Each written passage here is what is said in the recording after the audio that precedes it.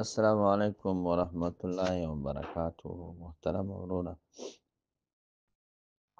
مسله داسې ده چې که یو سړی واده یې کړی دی او د واده نه بعد د خپلې ښځې سره د خپلې خواښې سره ناجایز تعلقات ساتي، نو دا خو یو ډېره عظیمه ګناه ده.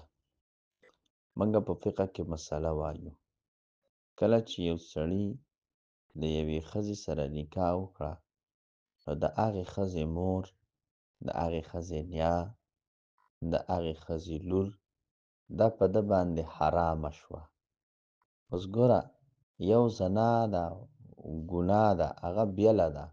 د هغې نه علاوه ګناه د هغه چا سره ده چې هغه شریعت بنده کړې ده. د دې خواښې مثال په شریعت کې داسې ګرځېږي لکه د مور. څنګه چې مور په سړي باندې حرامه ده، نو دقه شانتې په سړي باندې خواښې حرامه ده. څنګه چې سړی د مور سره ناجایز تعلقات نشي ساتلی، نو دقه شانتې سړی د خواښې سره به هم ناجایز تعلقات نه ساتي. او که ویې ساتل، نو دومره ګناهګار دی لکه څنګه چې د مور سره سړی ناجایز تعلقات وساتي.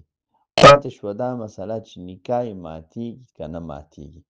استاجي چې څنګه د دې مور سره ورته جماع او کوروالی او زنا وکړه، نو دا لور یې په ده باندې حرامه شوه.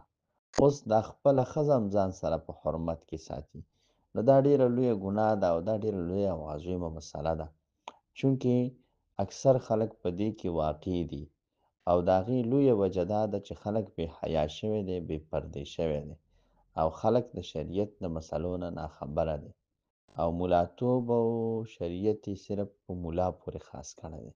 عوام خلک ځان نه پوهې کوي، نو دا ډېر لوی نقصان دی. ښه